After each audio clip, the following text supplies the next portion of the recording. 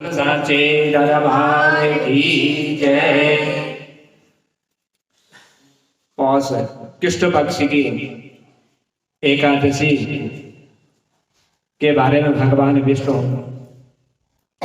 युधिष्ठिर से कहते हैं कि युधिष्ठिर, संसार में कल्याण के लिए, पापों को नष्ट करने के लिए ये एकादशियां जो है इनको बनाया गया है।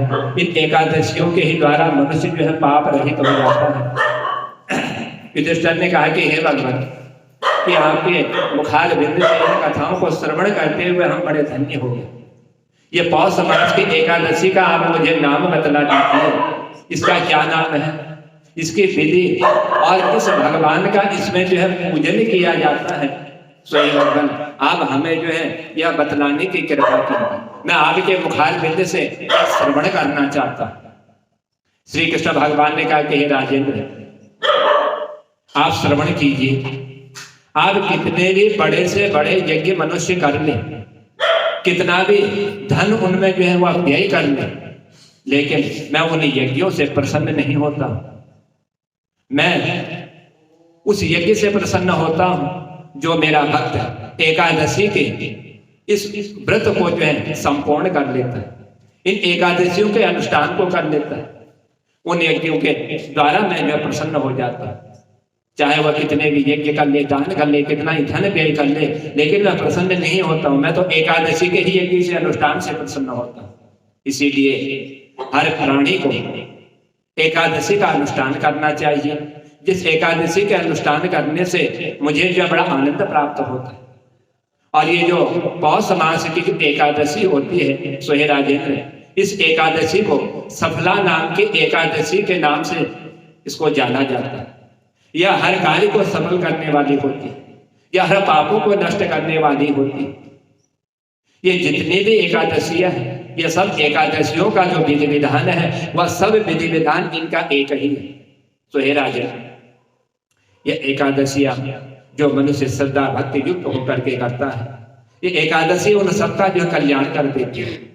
इसीलिए हर प्राणी को, जो मनुष्य लोग में जिन्होंने जन्म लिया हुआ है, सो हे राजेंद्र, हे राघव, उन सबको जो है इस एकादशी का अनुष्ठान करना चाहिए, क्योंकि यही एकादशी मनुष्य को जो है परम धाम, यानी भगवान के वैकुंठ धाम जो है पहुंचाने वाले हैं। इसलिए हे राजेंद्र, जिस तरह से नागों में शेषनाग सबसे बड़ा है, और पक्षियों में गरुड़ की सबसे बड़ी महानता है, और देवताओं में विष्णु भगवान की, और मनुष्यों में ब्राह्मण, इन सबको श्रेष्ठ माना गया है। सो हे राजेंद्र, उसी तरह से जितने भी एकादशियां हैं, चाहे कोई व्रत हो, कोई यज्ञ हो, कोई कथा हो, लेकिन एकादशी इनमें सबसे विशिष्ट है। इसी को जो है सबसे बड़ा माना गया। इसीलिए सफला एकादशी को नाम मंत्रों का उच्चारण करते हुए भगवान श्री हरि का पूजन करना चाहिए। उनको नैवेद्य फल इत्यादि चीजें भगवान को जो है अर्पण करनी चाहिए। तो हे राजेंद्र, श्री हरि जिस तरह तुलसी के पत्ते से पूजन करते हुए प्रसन्न होकर के मन वांछित फल उनको प्रदान करा देते, सफला एकादशी को विशेष रूप से भगवान को प्रसन्न करने के लिए शास्त्रों में दीप दान का भी महत्व बतलाया। ये सफला एकादशी के दिन जो भगवान को प्रसन्न करने के लिए दीप का दान करता है भगवान के निमित्त, तो उनको जो है यह एकादशी मोक्ष जो है प्राप्त करा देती है। और रात्रि में जागरण करने से पाप नष्ट कर देती है, पुण्य के फल की है प्राप्ति कराती है।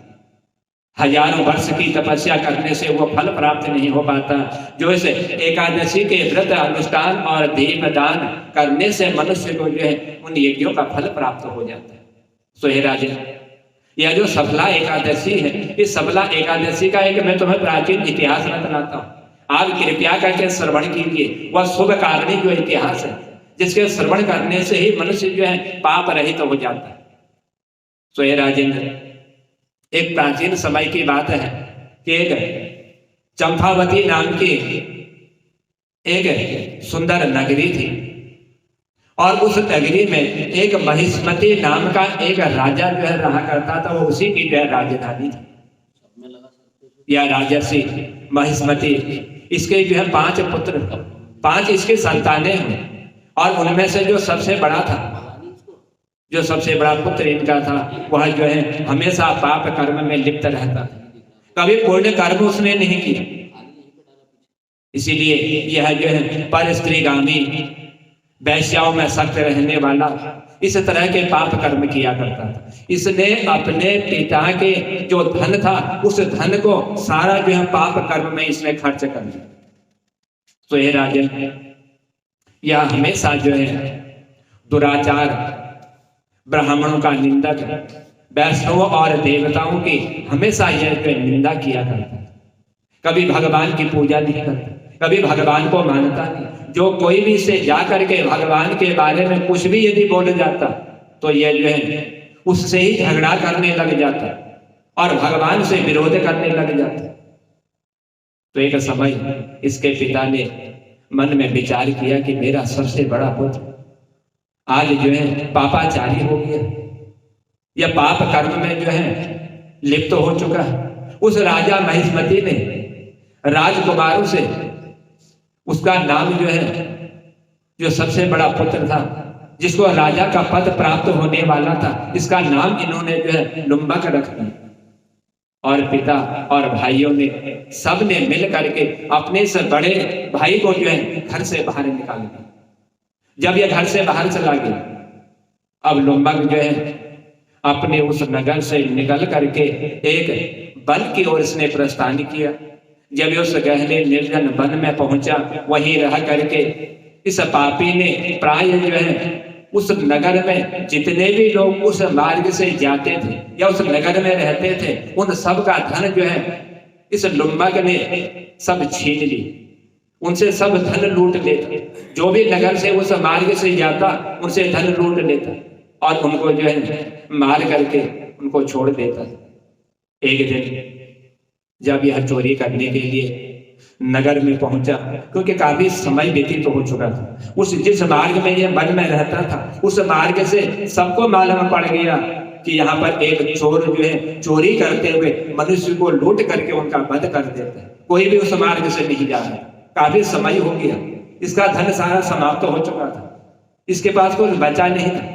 इसने सोचा कि आज नगर में चला जाए और नगर में जा करके वहीं पर अब जो है चोरी की। पहुंच गया नगर में, रात्रि का समय था, पहरा देने वाले सिपाही सब जो है सचेत थे कि इस नगर में कहीं से कोई चोर आकर के किसी की चोरी ना करे, इसलिए पहरेदार सब जो है चारों ओर जो है पहरा दे करके देख रहे थे। तो अचानक जो है एक सिपाही की नजर इस लुम्बक नाम के चोर पर पड़ गई, जो नगर में चोरी करने के लिए आया था। उस सिपाही ने इसको पकड़ लिया। जब उसने अपने को राजा महिष्मति का पुत्र बतलाया, तो सिपाहियों ने छोड़ दिया, क्योंकि नाम सुना था कि राजा है महिष्मति, बहुत बड़ा प्रतापी राजा, और उसके राज्य में कोई भी मनुष्य जो दुखी नहीं रहता। तो उसका नाम लेते ही सिपाहियों ने इसको छोड़ दिया। फिर यह पापी दुराचारी उन सिपाहियों के द्वारा छूटे जाने पर वन की ओर लौट आए।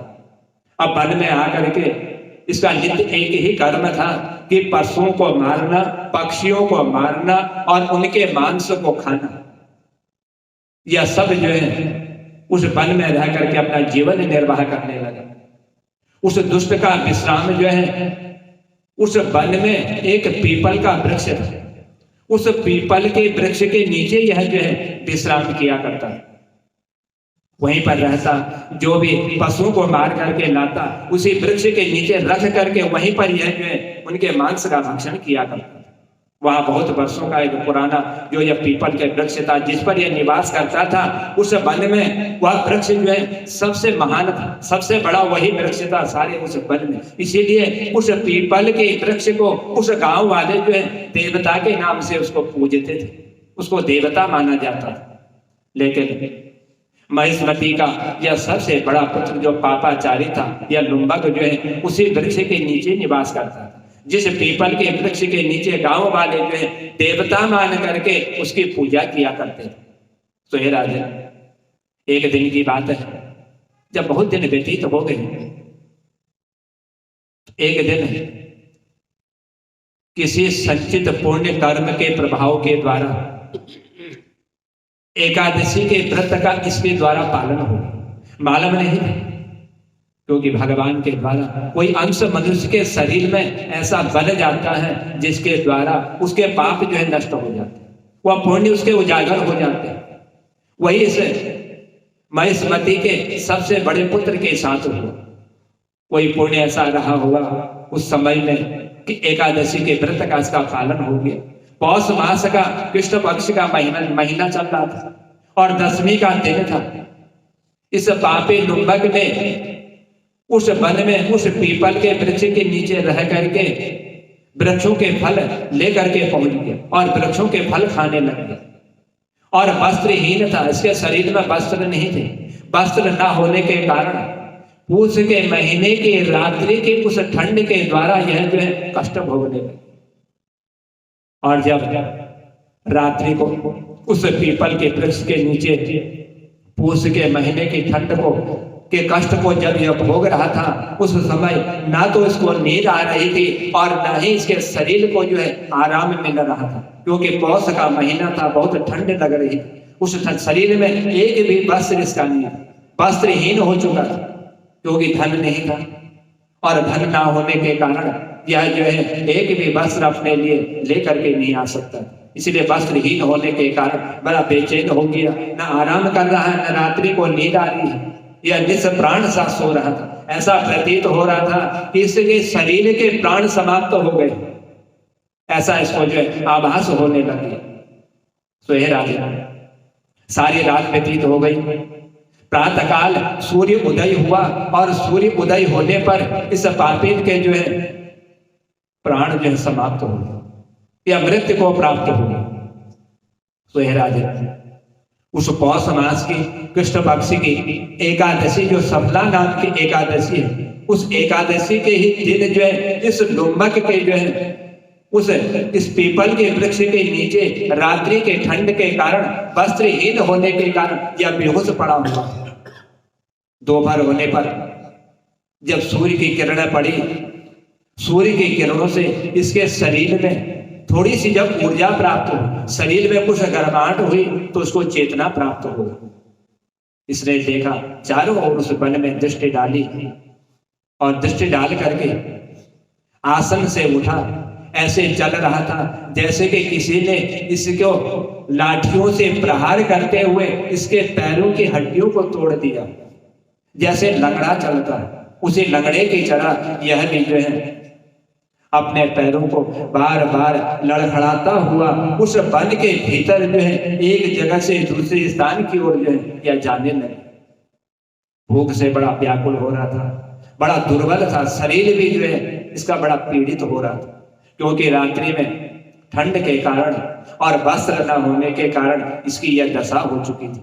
इसलिए हे राजन, उस समय यह जो राजा महिष्मती का पुत्र लुम्बक था, यह बहुत से फल लेकर के जो ही विश्राम स्थल पर लौट करके पहुंचा उसी पीपल के वृक्ष के नीचे। वहां पर आते ही सायंकाल का समय हो गया, सूर्य नारायण भगवान अस्त हो गए। और जब सूर्य नारायण भगवान अस्त हुए तब उसने वृक्ष की जड़ में बहुत से फल जो है निवेदन कर उस वृक्ष के नीचे फलों को रखा, जो फल तोड़ करके लाया हुआ था, और उस पीपल के वृक्ष से अब निवेदन करने लगे। कहने लगा, इन फलों से श्री लक्ष्मीपति भगवान विष्णु आप जो है संतुष्ट हो जाइए, क्योंकि मेरे पास इसके अलावा आपकी पूजा में अर्पण करने के लिए कोई वस्तु नहीं है। यो कह करके लुम्बक ने रात भर जब यह सोने लगा, सोते वक्त इसको नींद नहीं आ रही थी, मन में बड़ी बेचैनी होने लगी। इस प्रकार अनायास ही ना जानते हुए भी इसको जो एकादशी के व्रत का इसने पालन करा। और जब एकादशी के व्रत का पालन हो गया, उस समय रात्रि के ही समय इसके एकादशी के व्रत के अनुष्ठान के द्वारा आकाशवाणी हुई कि हे राजकुमार, तुम सफला एकादशी के प्रसाद से राज्य और पुत्र को प्राप्त करोगे, क्योंकि यह सफला एकादशी जो है हर कार्य को सफल करने वाली है और पापों को नष्ट करने वाली है। अनायास ही तुमने जो है एकादशी के दिन जो है रात्रि के समय इस वृक्ष के नीचे तुमने फल जो है अर्पण किए और भगवान विष्णु और लक्ष्मी से निवेदन किया हुआ। बहुत अच्छा कह करके उसने यह वरदान स्वीकार किया। इसके बाद उसका रूप जो है दिव्य हो गया। तब से जो उसकी पाप बुद्धि थी वह पाप बुद्धि समाप्त होकर के उत्तम बुद्धि प्राप्त हो गई और भगवान विष्णु के भजन में यह लीन हो गया। अब भगवान के भजन गा रहा, भगवान की पूजा। जो भगवान को नहीं मानता था, भगवान से बैर करता था, आज वही जो है उस आकाशवाणी को सुन करके आज भगवान का भजन कीर्तन करने लगे। दिव्य आभूषणों से शोभा पा करके संपन्न होकर के इसने जो है बहुत बड़ा एक राज्य प्राप्त कर लिया और 15 वर्षों तक इसने जो है अपने उस राज्य का संचालन किया। उस राज्य में राजा बन करके रहा। उस समय भगवान श्री कृष्ण की कृपा से इसका जो है एक मनोज्ञ नामक पुत्र उत्पन्न हुआ। सो हे राजा, जब यह बड़ा हुआ तब लुम्बक ने जो राज्य यह करता था, यह अपना राज्य जो है इस लुम्बक ने अपने पुत्र को सौंप दिया और तुरंत ही ममता को छोड़ करके जब राज्य अपने पुत्र को सौंप दिया तो भगवान श्री कृष्ण के समीप यह जब पहुंचा अपने पुत्र को राज्य सौंप करके जहां जा करके मनुष्य जो है शोक से रहित हो जाता है, पाप से रहित हो जाता है, किसी वस्तु की उस व्यक्ति को कामना नहीं होती। ऐसे भगवान के चरणों में जब यह पहुंच गया, अब इसको जो है किसी प्रकार का कोई लोभ नहीं, कोई शोक नहीं। सो हे राजन, इस प्रकार इस सफला एकादशी के उत्तम व्रत का इस राजा ने के पुत्र ने जो है अनुष्ठान का पालन करना।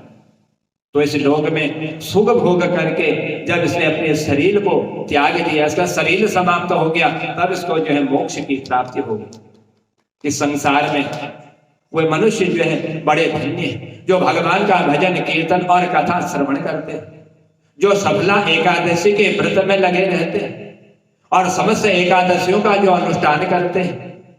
तो हे राजन, इस मृत्यु लोक में 84 लाख योनि प्राप्त करने पर जो मनुष्य योनि प्राप्त होती है, उसी योनि में वह जन्म उनका जो सफल हो जाता है। इसे हे महाराज, यह जो सफला नाम की एकादशी है, इस सफला नाम की एकादशी की महिमा को पढ़ने से और इसको श्रवण करने से मनुष्य के जितने भी पाप होते हैं या समस्त पाप जो है उसके समाप्त हो जाते हैं और वह जो है उस व्यक्ति को राज सूर्य यज्ञ जो होता है, उस यज्ञ का जो फल होता है, वह फल उस सफला एकादशी करने वाले मनुष्य को जो है प्राप्त हो जाता है।